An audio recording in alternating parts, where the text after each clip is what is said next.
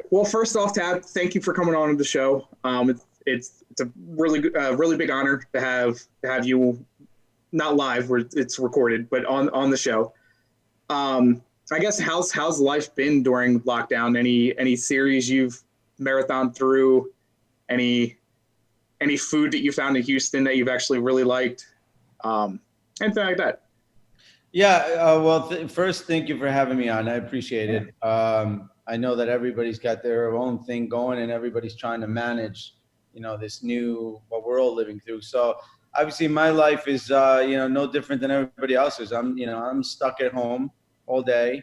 I wish I could tell you, hey, I found these places in Houston to eat, but I haven't been to eat anywhere. For the last basically the last 9 weeks, I've gone food shopping a few times, and other than that, now to our facility. So I try to kind of stay away from everything because to be honest, you watch TV and you don't know what to believe. You don't know if you should go out or you shouldn't go out, and it seems like no one knows for sure. And the one thing, obviously I owe myself to the team, and I'm responsible for a lot of people there, and I don't want to come in contact into something and then me being the one that affects everybody else. So, I really couldn't tell you. I know that I've enjoyed my time here, and I've been pretty public about that because I really do feel, hopefully things go well with the team. That's the most important part. But I really do feel like I fit here. I fit in this city. I fit with the people here. Like it seems like my personality goes with a lot of the people from here. So I'm to be honest, I'm really happy here. So yeah, I'm looking to build, obviously, a great club. We certainly have our limitations. We're not LAFC, we're not, and so it becomes a little bit more difficult, but I don't really waver from what I think the future should be like. And then do all I can to try to get us there, whether we have all the resources everybody else has. I think every coach in the world can complain. Unless you're coaching Real Madrid or Barcelona, I'm sure, the other teams in the Spanish league are like, well, I don't have those guys. If I had those guys, I could win every week. Yeah. That doesn't do any good. I like the players that we have, and my goal is to win. My goal is to win the championship with the team we have. That's what I want to do. If you had to put your pulse on the team, how are the emotions of the club right now? What are the players feeling? How are the players handling all this? Well, the players, certainly the first few days it was fun for them, being out there and seeing each other, even though, so to give everybody a visual, we have the players divided into, there's quadrants on the field. So it's divided into 4, and each player is into one quadrant. And, if your ball goes into someone else's quadrant, they have to kind of move out of the way, and you retrieve your ball and bring it into yours. And, so there's really no contact at all. And players aren't never within more than let's say 5-8 yards away from each other. So they've enjoyed just being in one place. We're fortunate enough that we have the Houston Sports Park, and we have 6 fields there, and we can have in 2 sessions, we can have the all 27 players. So we're very fortunate with that. And the players are happy that they get to be with the team and working together and working hard and working against someone, because one thing is to work at home, and that happens to all of us, really. You can go to the gym and work out by yourself, but if you throw in somebody else and now you have a little competition, it makes you work harder. So they appreciate that. But to be fair, it's a little boring too. You're in one quadrant of the field. There's only so much you can do. You can't pass the ball to anyone. You can't get it back, So we can only invent so many exercises with cones. And in the end, they're all kind of the same. So the players, they don't say it, but I could tell they're a little bored. They have to be, because I would be bored. Edson, you're up. So with these limitations due to the coronavirus, the small group training that has been established by Major League Soccer, how long do you expect the team to get close to match fitness? That's a great question, because that will have a lot to do with when the next protocols come out and when we can actually go into group training, and then after that into team training. And then after that, you have to start competing against, maybe a few scrimmages here and there. So, I mean, ideally from the moment you come together, normally for any team, it takes about 5 weeks to get into form. We are likely going to have 3. And so, but so is everybody else, right? Yeah. So we're all on the same page. So, I think we're really at the limit, and I think we're going to have to use the full roster as much as we can, because if you're only 3 weeks of a preseason and you go into competitive games that you have to win, we're likely every 4 days going to have to just put, new guys in. This is just the way it's going to be, I think, for most teams. It's going to really have to stretch the bench out and get the most out of your players. After such a long break, how, as a coach, do you keep or get to try to get the team focused, keep them staying focused? Yeah, for me, it's actually the break has helped me with the players, because I'm a new coach, and like any new coach, every time you come into a new team, and regardless of who it is, you're always you always, unless you're a well-established coach like an Alex Ferguson or a Mourinho that goes into a place and you can say, hey, things are my way, and that's it. You're always at the beginning tiptoeing a little bit of getting the players' trust, and at the same time pushing them as hard as you can push them. So you're tiptoeing, and I think this time has given me an opportunity to see the people that the players are. So where they come from, like how difficult it's been for them to become a professional player, which players really come from having nothing, like not even be able to afford a pair of shoes, and now it gives you a different perspective of where they're coming from and how you can connect with each one of them. So that's been great for me. So I think that keeping the focus, I think we've become a lot more of a team now through our calls, and I feel a lot better about the team than I did before. Yeah. I mean, it's good to hear you say all that too, because really and truly, I mean, we're grateful to have you here as a coach, and look forward to getting to watch you manage this team more and more. And kind of, I was the one who had asked the question out on Twitter. So I'm gonna go ahead and ask you here. So how many times have you watched the previous 2 games?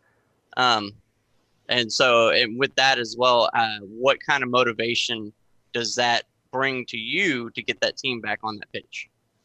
Yeah, I mean, I couldn't tell you the times, because obviously the way we work is, so let's take the last game, for example, right? And unfortunately we have to live with that last game for months, which is like, you want to put that away so fast, right? So that's been difficult. But normally, so that night so we lost in Kansas City. That night, all the coaches, we get together right back at the hotel right after the game, after dinner. We go through the whole game and we watch it again. Because although we have a video analyst, and the video analyst is looking for things such as transition moments from attacking to defending to attacking. They're looking for, penetrations through one side or the other side. So we have a number of things that he cuts out, but nothing shows you the game like watching the actual game. So I always make all our coaches watch the game again. So when we came back, we watched it that night. Then the next morning, we went through all the cuts, and we put a package together for the players, so that the next morning we flew from Kansas City. When we arrived in Houston, we had all the cuts already done. So we meet in the locker room, we go through the video, we show the players, we got to do this better. We got to make adjustments here. This is how we have to play out of the back. This is where we made a mistake. All those little things. So you go through that, and then the players who played go through a little regeneration, and then they go home. And the players who didn't play, we do a longer session with them, and then they go home. And now we're off till Tuesday, right? So that's how it works. So we had already watched the game. We analyzed it. We showed it to the players. We mentioned to them some of the things we did well and what we didn't. So now we have 8 more weeks. So now we go back to the LA game. So like, okay, the LA game, we had so much possession, but possession without really a whole lot of creating opportunities. So like that's disappointing, because at the end of the day, everything you do is that you can get into that final third so that you can create chances to score. Otherwise, how are you going to win games? Mm-hmm. So we went into all that, and then we go into the second game, and so now we have both games over the last 2 months. So to answer your question, so we've watched it again. We've also asked the players to watch it again, and we've also asked the players to report to us. So now it became, okay, we have the time, so let's go. Let's divide into groups. So now we take the midfielders, and we say to 5 midfielders, for example, let's say, Mati and Tomas and, and Boney and a couple guys. So we get them together and we say, okay, on Tuesday at 2:00, you 5 guys are going to report on this game. Show us, tell us what we can do better on transition, what we can do better playing out of the back, our spacing in between, like that type of thing, and get their feedback. So that's been good. So we did that with all the lines, and we did it for both games. So then the following week we did team building. So team building becomes more about, tell us about yourself. What's your family about? Tell us about your city. And it's more about getting the players to sometimes lose a little bit of their shyness with each other, and they get on here like we are, and they all get to know each other. They get to find out things that they don't know. So then the following week we go back to tactics. So now it's us explaining to them one more time, okay, we've gone through both games again. This is what we think. This is where, and you go one more time. So it's been, if I couldn't tell you how many times, but it's been numerous though. It's been numerous. It's been so many times. And we've, and you get to a point too where you have to start thinking, okay, is it counterproductive now to think that, okay, we gave up a throwing 40 yards away from our goal, and then 5 minutes later they scored? Is it really because of that throwing? Now you're looking into things that really they didn't make a difference. Yeah. And so it could become counterproductive. So at some point you got to put it away, but we did put in a lot of time. So you mentioned, in the first game against LA Galaxy, you mentioned, the positives and then the negative, which was, we didn't score enough even with all the possession that the team had. Now, what is your analysis on that match against SKC? Against SKC, I thought our first 20, 25 minutes were really good because, one of the things I wanted to do coming here, and I knew obviously about teams in the past, and I've always respected Wilmer a lot. He's been a good friend over the years, and I know the type of players that he likes. So I respect a lot of the work he did in the past. Now, one of the things I did see about the team in the past is there's such a huge discrepancy between home games and away games, right? Mm-hmm. And I know that part of it also has to do with the heat of Houston. It's difficult for people to come here. I lived it a little bit as a player in MLS, not coming to Houston, but going to Dallas. And anytime you had to play in Dallas at 4:00, it was always like, I don't even want to go. So let me get over it, And so I know that sometimes people come to Houston and, and they think that way. They're like, this is difficult, So we want to take advantage of that. But at the same time, I don't want us to really play a lot different when we're on the road. We want to be the team that comes after teams, because if the idea was let's hold back and counter, and we've been losing games that way, then what do we have to lose by going after teams? Let's go. So maybe we lose by 1 or 2 more than in the past, but there's a chance we're going to win more. Mm-hmm. And so let's take a chance. That's at least how I think, and that's how I've coached in the past. And so what I liked about the first 25 minutes is, we really went after KC. And actually, by the time they scored their first goal was offsides, which the league called us to apologize for that, right? So by the time they scored, doesn't help you in the long run. Of course. Yeah, we're like, okay, thank you, but that changed the game. So by the time they scored their second goal, I think it was the 22nd or something like 24th. Mm-hmm. I'm not sure, I don't remember, but by the time they scored the second goals, I think we were still out shooting them 5-2, or 5-3, or by the time when they scored their first goal, it was their first shot. So. And what I found really important about our team in that game was the fact that we went into Kansas City, which is a really difficult place to play, right? Most teams lose there. You know that. Their crowd is right on top of it. It's a difficult place to play. But we went out and we actually went after them in front of their crowd, opening day with Pulido there and all their signings they had and all the money they spent. We went after them. And I thought that was positive because I didn't know. I wanted to do that, but I didn't know if we could do that. Mm-hmm. And I think we can. And unfortunately, we took a couple goals that changed the game for us. And look, there were other things that we need to do better too. Our transition moments from attack to defending are not good. There's a few other things, but I think we were brave enough to go to that place and do that. I think we can do that anywhere. Why not? And so I like that part. And then the rest of the game, obviously at 2-0, you start chasing the game. Then in the second half, I'm thinking, all right, we're still at 2-0. We started the second half pretty well. And now we have an opportunity to put Darwin in, Quintero, that is. Mm-hmm. Obviously, he hasn't played in a month and a half. So he's not going to help us a lot. But I can start giving him minutes so that by the time we come home to play Seattle, maybe he can start, Mm-hmm. So unfortunately, the game didn't work. But there was some, for the most part, I'd like to be positive, most of the time. So there was a lot of positive about the game. But what can you say? You lose 4-0. There's no way I could sit in front of anyone that's sane and say, hey, we did okay. That's not, we didn't, 4-0 is not good. When you're kind of down that many goals, you kind of almost have to look at any positive you can get out of it that you can utilize for your next game. I mean, that's only your second game with them.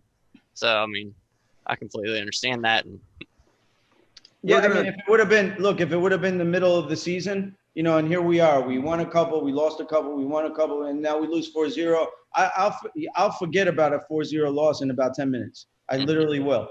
I'm looking at the team, and I'm looking at the mentality of the team. If I like the mentality of the team, I'm not going to worry about the result. But the problem here was just the beginning of the season. Yeah. We just tied it home. Like, we want to gain some momentum, and it's not a good time for it. That's for sure. Kind of switch gears just a little bit with the announcement of the youth partnership from MLS within other academy teams within the U.S. With your background in the youth system, what are your thoughts on the new youth development platform? Where do you see this going in terms of U.S. soccer talent pool, as well as the growth that it could lead in MLS and USL? First of all, I was disappointed that I felt that, in a way, U.S. soccer left a lot of clubs hanging at the last second. That was disappointing because, the Development Academy was hard work for a lot of years, and I think it had a lot of positives about it. If you guys remember, 15 years ago, 12, 15 years ago, maybe when you were playing, you can remember, that it was basically practice once or twice a week, go play a bunch of games on the weekend. That's basically what it was. And I think the Development Academy changed it to making people recognize, number one, the importance of the coach, a qualified coach. So now it forced people to get their coaching education, which is important.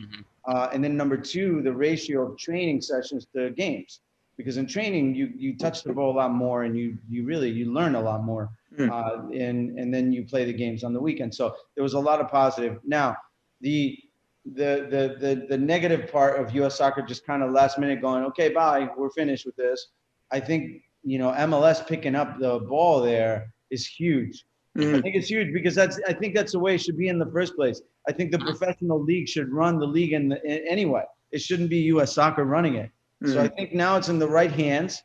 And look, we feel good about where we are here because we're in an amazing market here. There's tons of players in Houston. It's just a matter of us getting them into the right channel and then into the club. But I think it's a good thing long term for soccer that MLS is handling this now. There's so much untapped potential here in Houston. We've been saying it for years here. Yeah. I mean, we have talent now. Like, people assume right away when I came that because I came from the youth space directly, that our door would just normally be open to any youth player. And although that's true, I think I've told all of our academy players, and I've spoken to most of them already, and I met with every team, and I watched them practice, that basically it is open, but you have to be able to do well to come through the door. Right? It's not open to just because you feel like you deserve it. We have to feel like you deserve it. And I tell you, I took guys to preseason. Juan Castilla, 15 years old. I took Danny Rios, 16 years old. I took Josh Hallenberger, 17 years old. And these are three great players. These are players with a lot of future. And, you put them in our session, and with we have older players, mature players, and you put them in there, and yeah, of course, they're not the best player on the field, but if no one mentioned to you that you have a 15-year-old in there, you wouldn't notice, and I think that's a great thing. And I'm horrible with names, but the young goalkeeper that's been in training, I've seen him a few times out there, and he stood out to me. He holds his own, and he looked good out there. I mean, we have guys, and we have guys at RGV. Mm-hmm. We have guys at RGV, 18, 19 years old that are good players. Perfect segue for Edson. Yeah, Edson's foaming at the mouth now. All you, Edson. So continue on with this youth development, but now kind of focusing on our pipeline. So coming into the Dynamo as the new head coach, with your experience with youth development, what were some of the challenges you saw with the RGVFC pipeline to the Dynamo, and what are your plans to improve it? Well, the main obstacle that we have is distance, and I don't think I can improve that. That's a huge obstacle. It's just so far away. I think the great thing about RGV is the facilities that they have, the opportunities for players to develop, and the possibility for us to send players there who can mature over a season in a great environment, with excellent fields. It's a real, I mean, it's almost, RGV for me, I couldn't believe it when I went. It was like an oasis, really. It was like, because you could travel to teams in Europe and teams with known names in Europe that don't have the facilities that RGV has. And so it's great facilities. It's a great environment for players. And it's definitely a place where we want to put players to develop and play games. Okay. And can youth development occur without sacrificing competitiveness for the affiliate in the USL Championship, in your eyes? So you're saying by us throwing a couple of 16-year-olds on RGV, that's going to hurt their chances of winning? No, more than anything, like can we? I think let me phrase this better. Can this team find a balance between youth development and being competitive in the USL Championship? Yeah, of course we can. We have to do it right, but of course we can. And you'd hope that when you throw a 16 or 17-year-old in a game at RGV, that is not just to say, hey, we have a 16-year-old or a 17-year-old playing. Is because he needs to get in there and make something happen that's going to help the team win the game. When we have, and this could be Castilla, 15-year-old, or Rios at 16, and they go back to their teams. I mean, the first thing I tell them is, okay, so now you're going back to your team. You're going to go play U17 or U19 or whatever. Well, don't go back there now as the big guy who just trained with the first team. Now I expect you to go back there and win those games. Because if I go and watch those games and you're not winning those games, that means you're not doing your job. Mm-hmm. So I think you have to pass on responsibility so players get prepared better. And I think it should be the same at RGV. Like if we put a 16-year-old in there, well, he better be ready to make a difference in the game. Mm-hmm. And otherwise we wouldn't put him in there because he wouldn't deserve it. At least mentally. And they're going to make mistakes. Yes. Of course they are. Mm-hmm. There's going to be young players that hopefully, I'll be here, with enough time to give young players an opportunity to get in. And sometimes it may be a 16 or a 17-year-old.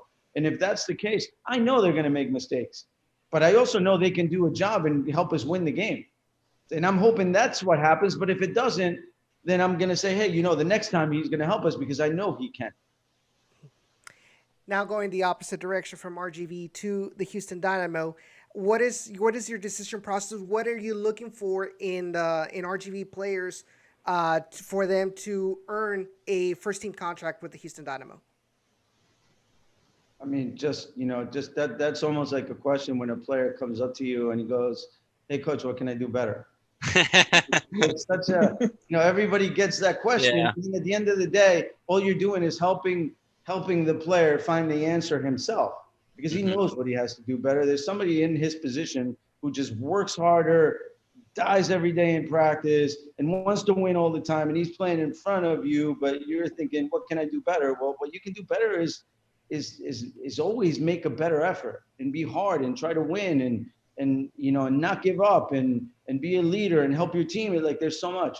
And I think that RGV is no different. The guys that do that we see, I spoke with Jerson today, we're in contact all the time.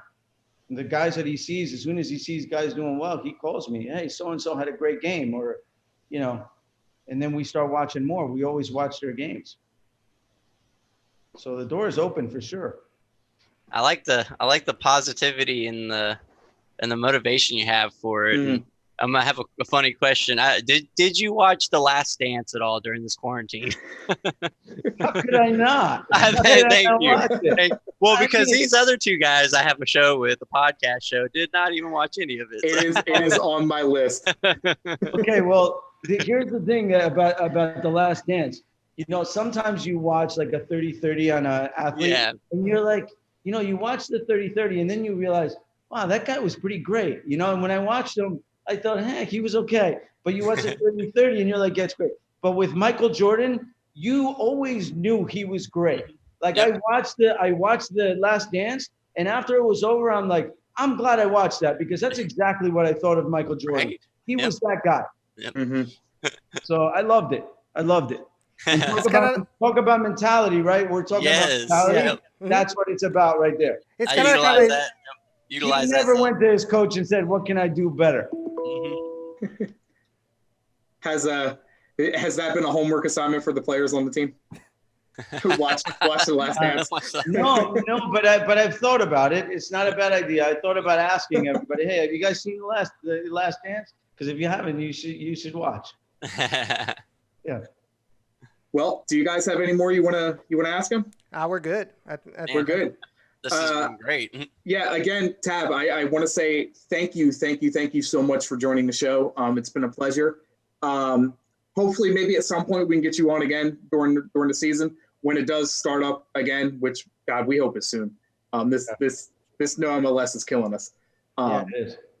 But again, It's so painful because so I have US and I have Houston tattooed on me right here, and the reason I have that is because obviously I love that. So when I only get 2 games after waiting so long, and then the season's taken away, then it's just like I got to start scratching my neck. I'm like, okay, I'm ready for soccer to come back, man. I'm ready to start watching some soccer again. Yeah. Hey, I can't wait. how did you feel when the U.S. changed their logo? It's funny because I got it about a year before that, and I'm like, oh, well, that's just great. I do the other arm now. That's what it is. Yeah, right. Yep. But All again, right. Tab, thank you for your time, and we look forward to hearing from you. We look forward to seeing the guys on the pitch here soon. Okay, thank you. Me too. Thank you for having me on. Thank you. Yeah. Thank All you. right. Bye.